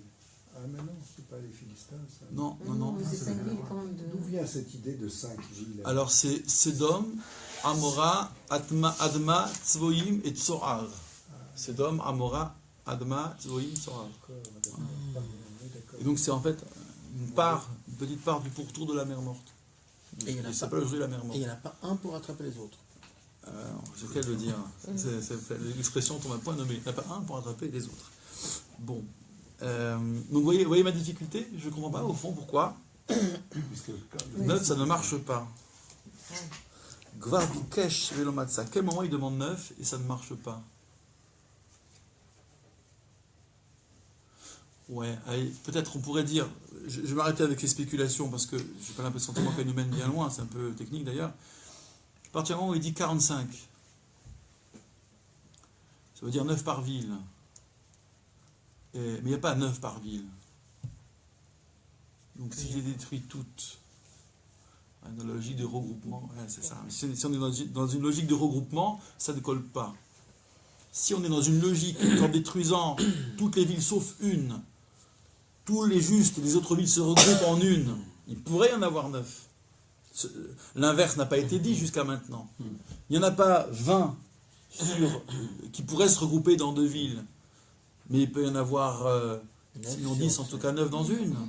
C'est ça, pourquoi Alors, sauf à considérer que, excusez-moi, qu'en fait, on continue de fonctionner par ville dans ce deuxième volet. C'est-à-dire, Et on parle toujours du retiré. futur, certes, hein, en disant, voilà, il y a un avenir pour cet endroit. Donc les villes qui ne méritent pas, où il n'y a pas assez de justes, ok, elles succombent. Que deviennent ces justes, peu importe. Sans doute ils ne meurent pas, ils s'enfuiront ailleurs, comme l'autre d'ailleurs, qui fuyait vers la montagne, puis qu'à la fin, enfin, s'est posé à Tzora, puis qu'à la fin a fui à la montagne, dans la montagne. Mais somme toute, il faut considérer. Ouais, ça colle pas non plus. Parce qu'après avoir dit il n'y a pas 45, il n'y a pas 9 par ville, alors pourquoi dire il y a 20 ? Oui, mais après, Pourquoi dire il y a 20 dans 2 villes ? 40, il n'y a pas le Cham, mais il n'y a pas les villes non plus. Et après, on passe quand même à Cham. C'est-à-dire que jusque-là, c'était par ville. oui. Et là, Ouais. c'est génial. Donc je reste en difficulté, moi, sur le 9, hein, le coup du 9. Ouais. Ok, 8, c'est vraiment pas assez. Alors, Téchal et Tserouf Gvar Bikesh Velo Matsa. Même déjà avant, 36, 27, machin, pourquoi Oui, ça participe de la même question. Ouais. Bon, l'essentiel dans un coin de notre tête, c'est pas bien grave. Hein, vous savez que l'absence de réponse aux questions, ça n'est jamais qu'une absence de réponse aux questions. on peut vivre avec, jusqu'au jour où on trouve la réponse. Et peut-être parmi ceux qui nous suivent ou nous suivront, certains ont la réponse. Je les invite à poster un commentaire pour nous venir en secours. Je reviens donc... allez, un petit topo sur les 36 justes, que vous sachiez un peu d'où ça vient. Traditionnellement, je veux dire, dans la culture juive, on attribue à cet épisode, celui que nous venons de finir de parcourir ensemble, je ne dis pas d'étudier parce qu'on n'a jamais fini d'étudier, donc attribué à ces justes dont Abraham revendique la présence, laquelle permettrait de sauver là où les villes. Ça reste le principe général, bien qu'on ne l'ait pas éclairci. Bon. Dans le livre des Proverbes, dans Michelet, vous avez une expression au premier chapitre, Tzaddik Yesod Olam, le juste comme fondement du monde. Le juste fondement du monde, pilier du monde. Donc sur lequel le monde s'appuie. Il y aurait une personnalité, une figure sur laquelle le monde s'appuie. En tous les cas, un type de figure. Dans le Talmud, il y a différents chiffres qui sont avancés. Le monde tient sur 45 juges. Selon traité Choulin, par exemple. Choulin 92a. Autre version, selon 30 juges. Sur 30 justes. J'ai dit juges. Justes. Donc c'est pas exactement les 36. Traité Choulin, d'ailleurs, sont détaillés comment la répartition des 45 justes. Il y en a 30 en Israël, 15 en Babel, en Mésopotamie. À l'époque de ce monde juif bipolaire. Tiens, intéressant comme expression. 30 en Eretz Israël, 15 en Mésopotamie. Bon. Et puis il y a un passage plus explicite sur le nombre 36, mais qui ne dit pas que c'est sur ces 36 que repose le monde. C'est toujours dans le Talmud traité Sanhedrin, 97b. C'est Abaye qui enseigne « Le monde ne manque jamais de ces 36 justes qui accueillent la présence divine, la face de la Shekhinah, littéralement, à chaque génération. » Chez Neymar, comme il est dit dans les psaumes, « Ashrei kol choche lo » heureux quiconque l'attend, et lo, la medvav. Voilà, bravo. Valeur numérique, la medvav 36. Mais il s'agit de justes qui reçoivent la face de la présence divine, la Shekhinah. C'est pas exactement l'histoire des justes sur lesquels le monde tient, comme dans traité Choulin. Alors il y a deux grandes lignes sur cette affaire. On pourrait regarder de plus près, mais l'objet n'est pas un étude talmudique ce soir. Gershom Sholem, par exemple, va expliquer que quand Abaye, ce maître qui sort cette apophthegme, en réalité, il ne s'appuie pas sur le verset. Il utilise le verset pour révéler une connaissance qui était plus ancienne et qui viendrait, qu'il s'agisse de la culture hellénistique ou bien extrême orientale, d'une connaissance de l'astrologie, en tout cas astrologique de l'époque, qui distinguait 36 doyens célestes, 36 puissances célestes qui gouvernent à raison de 10 jours pendant l'année solaire. 10 jours chacune. Bon. Alors, il faudrait se pencher sur, si vous avez le goût, pour ces astrologies anciennes, ou cette cosmologie ancienne, antique. Alors, selon d'autres, pas du tout. C'est bien l'idée juive qui s'est développée à l'intérieur de la transmission juive. Ça vient pas d'ailleurs. Et comment dire, ces 36 seraient un peu le substitut des corbanotes des sacrifices. Là où le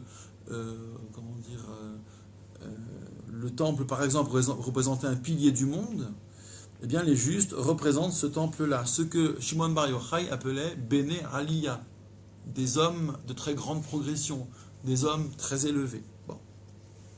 Il faudra attendre, en fait, pour le mythe des 36 justes cachés, il faudra attendre le XVIIIe siècle, en réalité, pour voir apparaître ce mythe sous la forme que nous lui connaissons. C'est très tardif, en fait.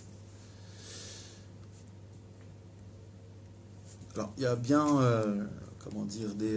des sources plus anciennes qui évoquent les 36 justes fondements du monde, un peu plus, mais l'amalgame entre ces 36 et les tzadikim nistarim, les justes cachés, autrement dit 36 justes confidentiels, cet amalgame, il est fait au XVIIIe siècle. Et c'est ça qui nous intéresse, en fait, ce sont ceux-là, c'est la légende des 36 justes, ces 36 justes qui s'ignorent eux-mêmes, et qui pourraient, nous allons voir leur vertu au juste, c'est dans le chassidisme qu'on trouve développé essentiellement ce mythe et cette figure. Il y a eu des prétendants au statut d'un des Lamedvav, Lamevavnikim, comme on dit en yiddish, ou à partir du yiddish. Et d'ailleurs, on pouvait, dans le chassidisme, je vous passe les détails, considérer que ce tel juste caché est peut-être quelqu'un qui n'est absolument pas érudit, qui sait tout juste lire les psaumes. On l'appellerait en yiddish Tehillim Zager, un diseur de Tehillim, un diseur de psaumes, c'est tout. Alors les opposants au chassidisme, ce qu'on appelle les mitnagdim, Gaon de Vilna et consorts, leurs disciples, considéraient que c'est une véritable hérésie, en tous les cas que c'est une folie. La Mishnah n'a-t-elle pas enseigné En bour yerechet, que l'ignorant ne peut pas craindre la faute, ni l'inculte être chassid, justement être piétiste, être pieux. Donc c'est pas possible de faire l'apologie de l'ignorance, parce que c'est quand même très dérangeant. Hein. Vous vous rendez compte, il ne sait rien et pourtant c'est un des Lamedvav. Et il est peut-être éleveur de poules, qui sait. Bon, ça fait. Il y a que dans le chassidisme on trouve un tel exotisme qui a hérissé le poil de barbe de ceux qui leur étaient opposés. Alors, il y a une allusion sympathique, ça tombe bien, c'est Hanouka demain soir. Savez-vous combien de flammes on allume en tout à Hanouka, du 1er au 8e jour, si je ne compte pas le shamash, bien sûr 36. Je ne sais pas ce que ça veut dire, mais ça veut dire, voilà, ça correspond. Alors, Scholem rappelle aussi qu'il y a au XVIIIe siècle des kabbalistes qui, par leurs livres, ont laissé croire où on a dit sur leur compte qu'ils étaient de ces fameux Lamedvav. Ce qui nous fait embrayer sur un autre concept voisin qui est celui du tzaddik hador, le juste de la génération. C'est toujours dans le chassidisme que ça se passe. Le juste de la génération, le grand de la génération. Enfin, le juste, pas le gadol hador, qui est plus une notion non chassidique, le grand de la génération, le référent. Là, c'est pas le référent, c'est le juste. Il y a même des querelles, c'est assez sympathique ça. Il y avait une fois un maître chassidique qui vivait dans le dénuement le plus total. Et on disait de lui qu'il est le tzaddik tsar.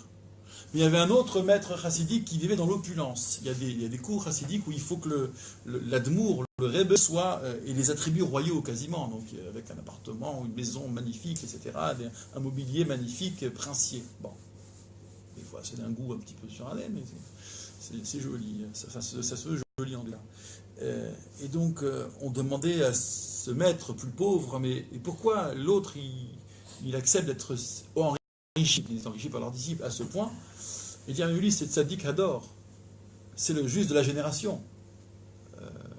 Le juste caché, lui il doit être pauvre, dans la 16, il doit souffrir, il doit se flageller limite, d'accord. Et il y a une différence entre juste dans la génération et juste... Et ouais, et donc du coup on se retrouve on avait un concept, on en a deux, boum, et qui se font en concurrence, d'accord. Donc tzaddik hador, qui a le compte en banque bien garni pour assurer sa puissance et être le juste qui hérite de son enseignement, et puis il y a le juste caché. Mais bon, en théorie, dans ce mythe du juste caché, il y a toujours l'idée que qu'il ne se connaît pas lui-même, puisqu'il est humble, il est excessivement humble. Bon. Alors, ce qui est intéressant, c'est que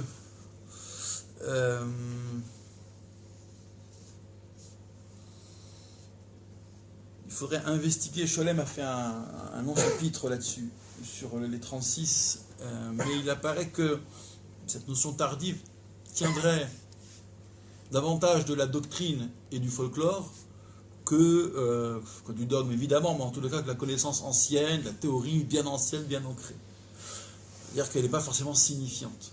On n'a pas à en faire un axe de pensée pour savoir comment se fait-il que l'un, par ses mérites, sauve une génération. Mais disons qu'à la louche, vous dites-moi ce que vous en pensez, comment vous le ressentez, on peut considérer effectivement que qu'une génération donnée, qui permet l'émergence, en tout cas qui n'interdit pas l'émergence de personnalités grandes, raffinées, subtiles, très spirituelles, qui irriguent ou pas, qui irradient ou pas d'ailleurs, ou bien dans leur coin, ou bien qui se tournent vers les autres, cette génération n'est pas tout à fait dénuée d'intérêt. À cet égard, moi il m'intéressait tout à l'heure en marchant dans la rue, je me demandais Bétaïr dans la ville, et juste dans la ville, donc 10 par ville, qui sont à l'intérieur, puis après c'est Cham, on a dit, donc du lointain, pour les nombres 30, enfin 40, 30, 20, c'est du lointain. Mais pour 50, tandis que 10 par ville, c'est Bétor Haïr, c'est dans la ville. Le mot Haïr, la ville, première fois qu'elle apparaît, je l'avais souvent cité, c'est le fils de Caïn. Enfin, pardon, c'est Caïn qui bâtit la première ville pour son fils Hanor, et il donne à la ville le nom de Hanor aussi, qui peut se traduire, pour faire joli, l'éduqué. Enfin, j'ai dit ça une fois un peu rapidement, mais ça, c'est pas tout à fait faux, ça fonctionne. C'est la première fois que la Bible parle d'une organisation sociale typique qu'on appelle la cité. C'est-à-dire qu'on combine, et c'était d'ailleurs impressionnant de la part de Caïn, qui n'a pas su se combiner avec son frère. Vous vous rappelez, on a souvent fait ce couplet d'exégèse. Il ne s'est pas combiné avec son frère, et Dieu lui explique, mais alors, si tu veux être seul responsable, tu le seras tout seul, à tes dépens ou bien à ta faveur. Mais après tout, sous-entendu, est-ce que quand ton frère réussit le bon sacrifice, c'est pas grâce à toi, puisqu'il t'a imité, mais en mieux? Bon. Donc il serait l'auteur, ce succès, vous en seriez tous les deux auteurs. Sauf que Caïn ne l'a pas vu ainsi, et à la fin de sa vie, il admet, il sait mettre en œuvre cette idée que cette organisation qu'est la cité permet à chacun de combler ses lacunes, permet une survie meilleure en termes de groupe, et peut-être même d'espèces, et ainsi de suite. Haïr en hébreu, c'est là que le mot apparaît pour la première fois, la ville, la cité. Quelle est sa radicale? Aïn, Yud, Resh. Alors c'est Aïn, Resh essentiellement, le Yud est une radicale et siflève, et puis en plus, excusez-moi, c'est pas une radicale, ça fait office de voyelle ici. Le Hérik long, donc la voyelle I longue, c'est point et Yud. Donc on peut faire abstraction du Yud. La racine Aïn, Resh, Aïr, veut dire ce qui est éveillé. Mais aussi, parfois même substantivé, on pourrait dire que le mot Arum procède du mot Air. Arum. Il est dit Arum à 2 reprises dans la Genèse et dans des sens a priori très différents. Vayu Adam veishto Arumim, je crois que j'ai une petite erreur de citation. Adam et Ève et sa femme étaient Arumim, nus.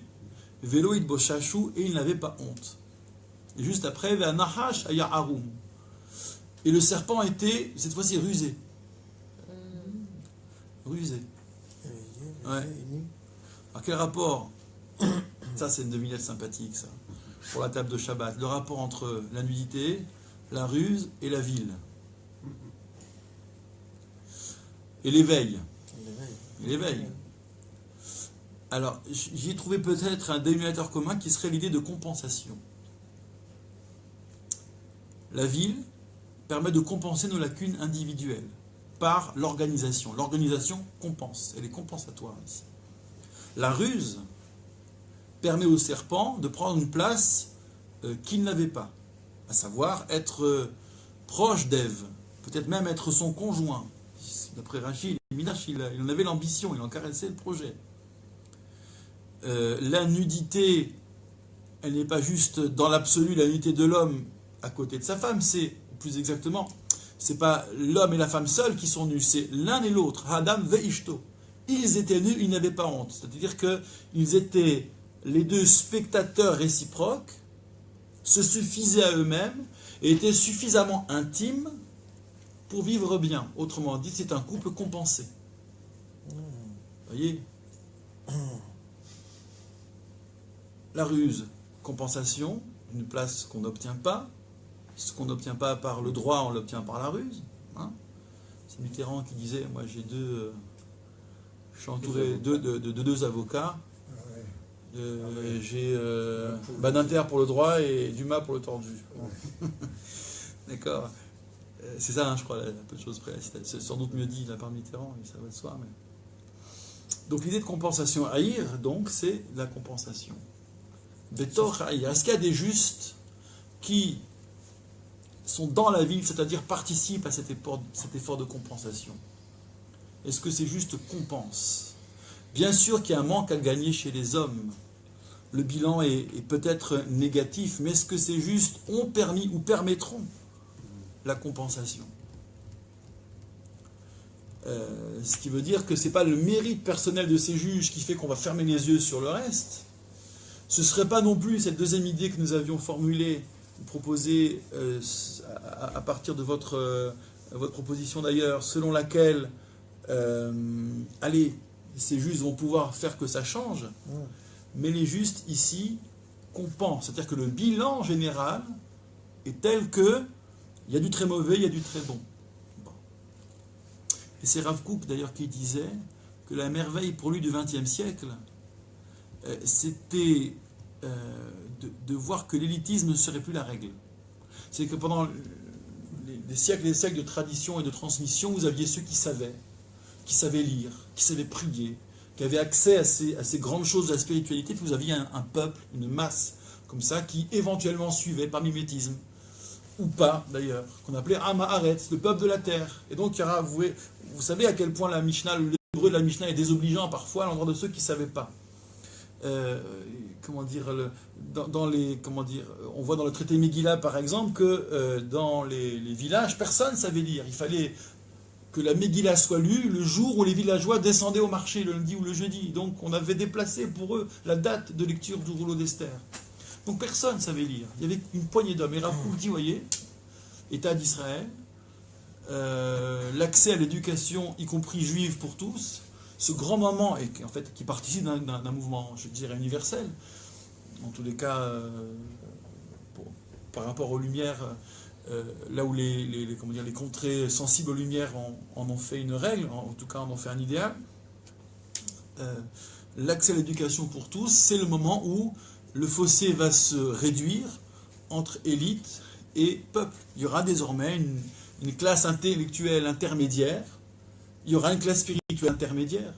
Donc il n'y a peut-être plus des excellents, les tzadikim inaccessibles, peut-être plus, mais qu'importe, désormais ce potentiel il est diffusé chez tous. Je me demande si le souci d'Abraham n'est pas celui-ci, justement, de voir si ce modèle de Sodome permettait qu'un jour le potentiel des justes se diffuse et qu'émerge une sorte de moyenne acceptable. Donc c'est le jeu de la compensation, ou bien il n'y a pas ce jeu de compensation. Il n'y a pas assez d'élite, il n'y a pas assez de repères pour qu'on s'achemine vers cette masse qui s'élève tout ou partie. Est-ce que vous avez d'autres suggestions sur notre sujet? Suggestion, non, mais si je peux me permettre, ça fait penser à Michel Serres. Allez-y, Michel Serres, allons-y. Qui a un peu critiqué là-dessus parce qu'il parlait de l'ère informatique et tout ça, comme quoi le savoir est démocratisé et donc tout le monde y a accès, il n'y a plus, effectivement, ça fait penser un peu cette baisse de pouvoir d'élite. Et il est critiqué dans le fait qu'il privilégie longitudinalité au profit du verticalité, c'est-à-dire la profondeur. Je ne sais pas. Bon, ça c'est un intérêt débat. Hein. C'est un intérêt débat. Profondeur ou vision d'ensemble. Un dernier mot sur l'affaire des 36 justes. Il y a sur l'affaire du juste qui porte le monde à lui seul. et un enseignement rapporté au nom du Baal Shem Tov, fondateur du chassidisme. Et finalement, ce qui s'appelle dans le chassidisme a largement trahi, je pense, cet enseignement. Mais bon. Le Talmud enseigne, dans le traité Brachot, 17b, tous les jours, une voix céleste, bat kol, une voix, s'écrie et dit Kol haolam kulo nizon bishvil hanina beni. Le monde entier est nourri, bishvil, pour ou grâce à Hanina, c'est Hanina ben Dosa, mon fils, qui était miséreux.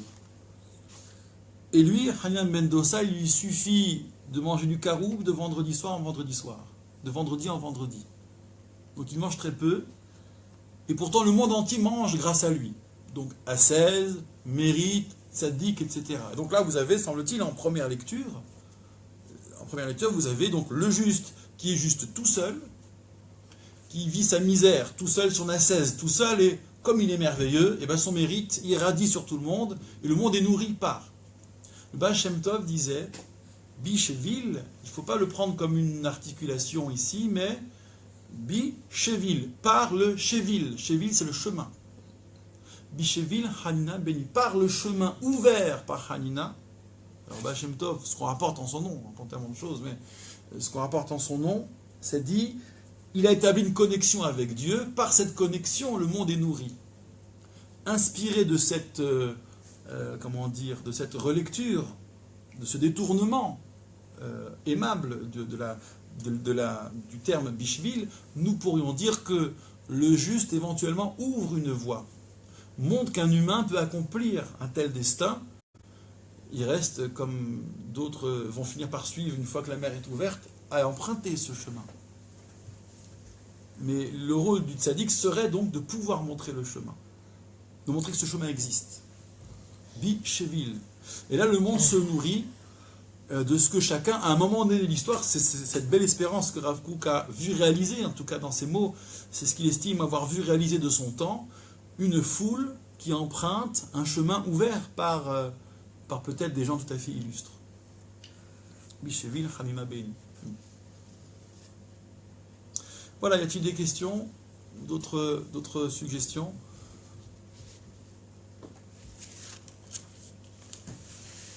Bon. Donc vous aurez constaté qu'on avait encore beaucoup de travail sur ce passage. Hein. Il laissait beaucoup de choses qui ne sont pas réglées, qui pourraient potentiellement l'être. Mais ma foi, je pense qu'on a déjà pas mal fouillé, et ça donne, je l'espère en tous les cas, à penser. Oui. Vous avez dit que le souci d'Abraham, c'était que Dieu n'apparaisse pas comme arbitraire, que oui. Ouais. Et à la fin, finalement, l'arbitraire, il est évacué parce qu'il n'y a plus de futur, il n'y a pas de futur possible puisqu'il n'y a pas suffisamment de justes pour ouvrir cette fameuse connexion vers Dieu. Et donc c'est comme ça qu'on sauve, entre guillemets, la providence, enfin, qu'on sauve la logique. On peut le dire, ouais, c'est ça. C'est-à-dire que, attendu que seule la rigueur finalement aura frappé parce qu'il n'y avait plus matière à défendre, c'est pas seulement le défenseur qui se tait, c'est la justice qui s'arrête d'être la justice, donc elle est saine et sauve. Si le juge contemplait cette catastrophe, on pourrait dire que c'est donc son verdict. Mais la manière dont le Midrash le tourne, c'est que finalement, les esprits garderont, les petits gens même, garderont l'espérance en une justice divine.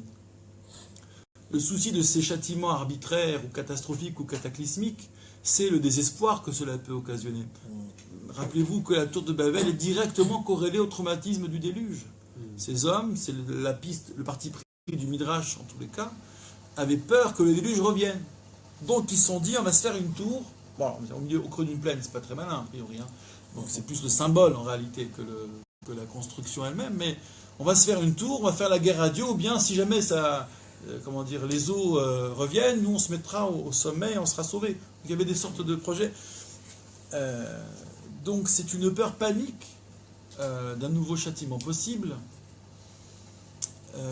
Nous avions vu que chez les gens de Sodome, c'était un midrash que rapportait Rashi, que leur intention c'était de faire la guerre à Dieu. Il y avait comme une guerre idéologique. Mitka Vemim, numéro de beau. Ils avaient l'intention de se rebeller contre Dieu.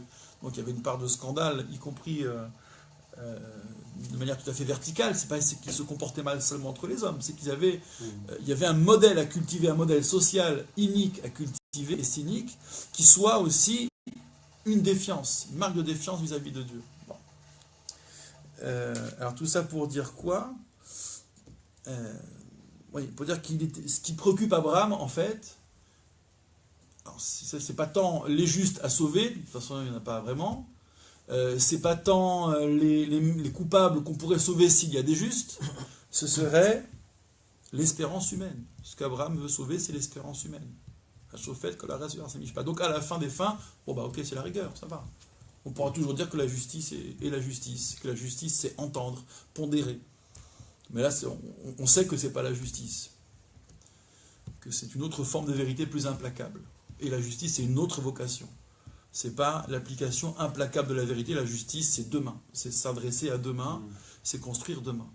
Cohésion au présent, peut-être régler le passé, mais en tous les cas, prévoir, construire, bâtir demain. Donc ça, c'est intéressant, cette dimension temporelle de la justice, qui s'inscrit dans le temps, qui est un acteur. La justice ne rend pas seulement compte, elle permet de bâtir un lendemain. Et ça vous dit que la tefila, il y a un lien énorme avec la prière, quoi, que la prière, c'est toujours pour le futur. Oui, bien sûr, par définition. Par définition. Il n'y a pas une prière de reconnaissance aussi, quand même, d'action de grâce? Oui, alors, merci. Alors, généralement, la demande pour le futur, elle est enveloppée, elle aussi, comme Abraham enveloppe d'ailleurs, de prudence. On s'enveloppe, on s'entoure d'un protocole. C'est-à-dire que vous avez des requêtes à faire, vous ne déboulez pas chez les gens comme ça. Vous n'allez pas voir le préfet pour dire, écoutez, faites-moi sauter ceci, cela, vous comprenez? Non, c'est d'abord, on met les formes. Donc il dit vraiment, faites un travail formidable ici, je suis très très heureux que vous soyez là, enfin n'importe quoi, d'accord, on tire les chaussures. Donc on y met les formes de la louange, et puis ensuite on dit merci, pour prendre congé.